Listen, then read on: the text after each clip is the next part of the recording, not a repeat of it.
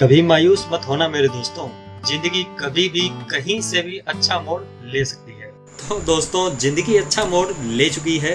राजस्थान के अंदर फायरमैन की और फायर ऑफिसर की वैकेंसी आ चुकी है। तो जल्दी से अपने बढ़ते हैं इसके ऊपर और बताता हूँ मैं आपको कि क्या है इसके अंदर क्राइटेरिया और कब फॉर्म भरे जाएंगे। तो जल्दी से उसको शुरू करते हैं। तो दोस्तों, मेरा नाम है पंकज और आप देख रहे हैं स्टडी शो।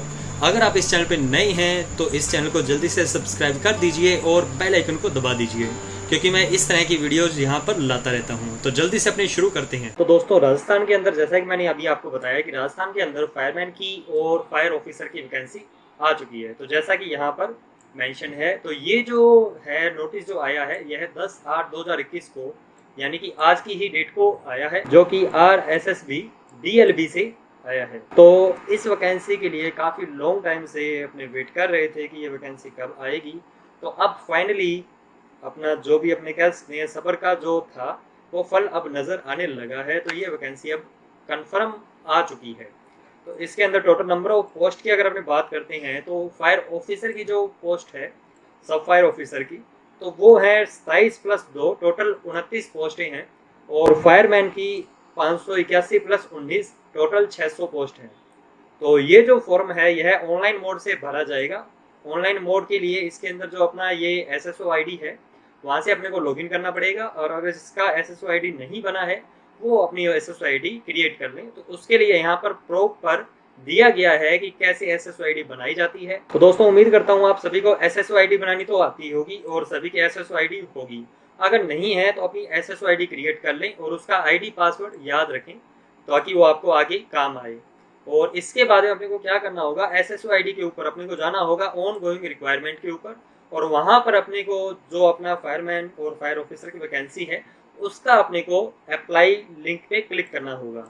उसका लिंक अपने को वहाँ पे मिल जाएगा, उस पर अपने लिंक पे क्लिक करेंगे और अपना फॉर्म फिल करेंगे। इसके अंदर कन्फर्म लिखा गया है कि कोई भी गलती वगैरह नहीं होनी चाहिए और उसे अपने चेंज नहीं कर सकते। तो इसे बिल्कुल ध्यान से आराम से बैठ के अपने आप भर लें ताकि कोई भी गलती ना हो। और अगर आपको ये चलाना नहीं आता है तो आपके नज़दीकी कोई भी ई-मित्रा से जाके आप फॉर्म को भर सकते हैं। तो ये तो थी कुछ बातें एप्लीकेशन भरने के लिए। इसके बाद में अपने आगे बढ़ते हैं परीक्षा शुल्क के ऊपर। देखिए, यहाँ पे अगर अपने बात करते हैं परीक्षा शुल्क के बारे में, तो जो जनरल कास्ट के लोग हैं और उसके अलावा जो राजस्थान स्टेट के बाहर दूसरे स्टेट से हैं, उनके लिए परीक्षा शुल्क जो रहेगा वो रहेगा 450 रुपये, 450 रुपये।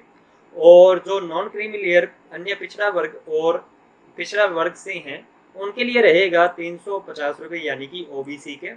और उसके बाद में जो SC ST कैटेगरी के अंदर आते हैं उनके लिए रहेगा 250 रुपये।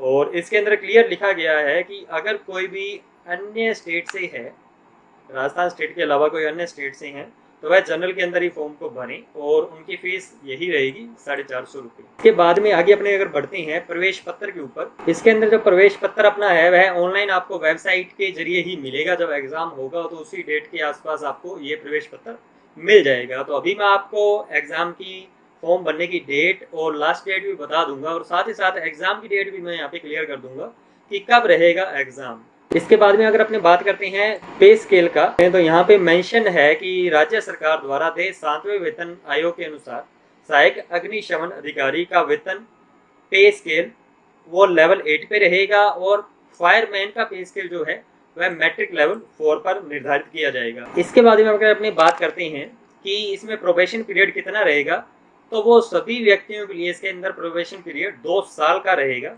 जी हाँ, 2 साल का प्रोबेशन पीरियड है, काफ़ी लॉन्ग पीरियड है। और इस दौरान जो राज्य सरकार द्वारा वेतन आयोग है वही दिया जाएगा। इसके अंदर अपने को कोई भी किसी भी प्रकार का भत्ता, मकान किराया, महंगाई भत्ता, सहकारी शहरी क्षेत्र पूर्ति भत्ता या विशेष वेतन आदि कुछ भी नहीं दे होगा। ये सब भत्ते 2 साल बाद स्थायीकरण होने पर दिए जाएंगे, उससे पहले ये कुछ भी नहीं दिया जाएगा। तो ये ध्यान में रखने वाली बात है। इसके बाद में अगर अपने बात करते हैं शैक्षणिक योग्यता, फायर ऑफिसर के लिए जो शैक्षणिक योग्यता है वो है ग्रेजुएशन कंप्लीट होना चाहिए कोई भी रिकॉग्नाइज्ड यूनिवर्सिटी या कॉलेज से, plus national fire service college Nagpur से संचालित सब फायर ऑफिसर का पाठ्यक्रम, या फिर कोई भी केंद्रीय या फिर राज्य सरकार द्वारा मान्यता प्राप्त संस्थान द्वारा संचालित पाठ्यक्रम सब फायर ऑफिसर का इसके समकक्ष होगा। प्लस उनको देवनागरी लिपि, हिंदी का अच्छी तरह से ज्ञान होना जरूरी है, क्योंकि अपने जो भी सरकारी काम होते हैं वह देवनागरी लिपि के अंदर लिखे होते हैं, यानी कि प्योर हिंदी के अंदर। प्लस उसको राजस्थान की संस्कृति के बारे में ज्ञान होना चाहिए। इसके बाद में अगर बात करते हैं फायरमैन की, तो फायरमैन को 10वीं पास होना चाहिए। प्लस उसी के साथ साथ 6 महीने का बेसिक एलिमेंट्री फायरमैन का कोर्स कंप्लीट होना चाहिए, या उसके समकक्ष कोई भी 6 महीने या 1 साल तक का एक्सपीरियंस होना चाहिए फायरमैन तक के लेवल का।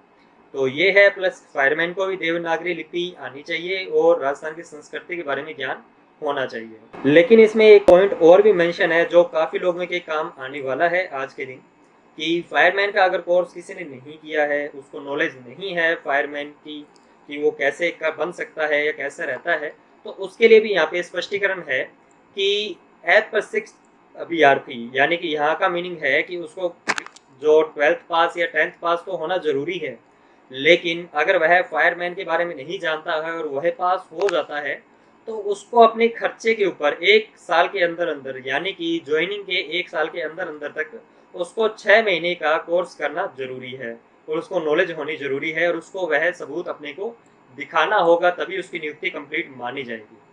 तो ये बहुत अच्छी बात है कि आज के दिन अगर कोई भी यह फॉर्म भरना चाहता है तो वह भर सकता है फायरमैन का 10वीं पास कोई भी कैंडिडेट, और उसके बाद में अगर वह क्लियर कर देता है, उसको फाइट कर लेता है, तो वह उसके 1 साल के अंदर अंदर कोई भी इंस्टीट्यूट से जो केंद्र या राज्य सरकार द्वारा मान्यता प्राप्त इंस्टीट्यूट है वहां से 6 महीने का कोर्स करके आ सकता है। तो यह बहुत अच्छी बात है इसके अंदर। इसके बाद अपनी शारीरिक दक्षता देखते हैं। फिजिकल एबिलिटी के अंदर फायरमैन के लिए जो फिजिकल एबिलिटी रहती है वही है कि मेल कैंडिडेट की हाइट जो है वह 165 सेंटीमीटर होनी चाहिए और मिनिमम 50 किलो का वेट होना चाहिए, और जो सीना है यानी कि चेस्ट है वह नॉर्मल में 81 सेंटीमीटर और फुलाने पर यानी कि एक्सटेंड करने पर 86 सेंटीमीटर होनी चाहिए।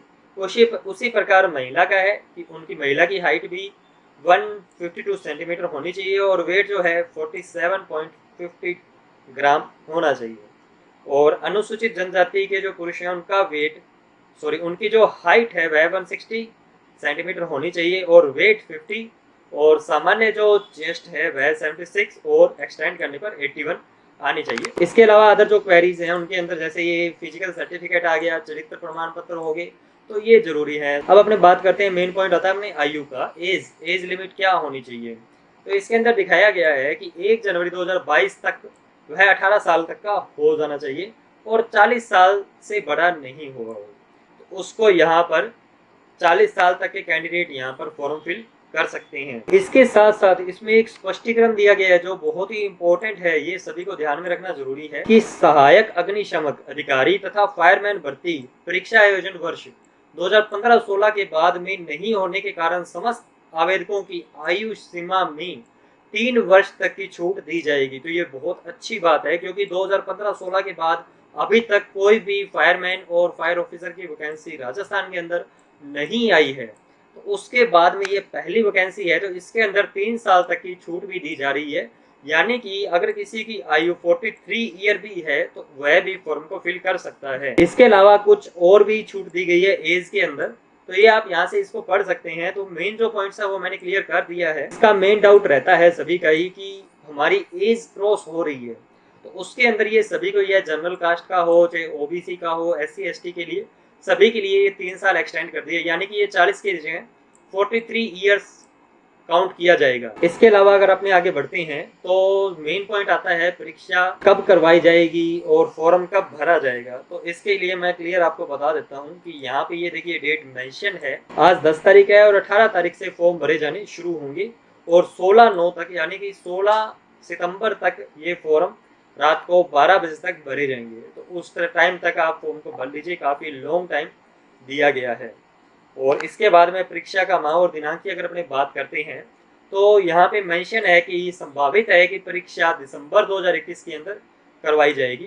तो ये संभावित है, तो लगभग आइडियाज है कि दिसंबर या जनवरी के अंदर अंदर परीक्षा करवा ली जाएगी। साथ ही साथ इसके अंदर दिया गया है कि जो एग्जाम होने के बाद में आंसर के अंदर अगर आपको कोई डाउट रहता है कि नहीं मेरा कॉपी सही तरीके से चेक नहीं की गई है, कुछ भी ऐसा रहता है, तो उसके लिए आप 100 रुपये और देके उसको आप रीचेकिंग करवा सकते हैं।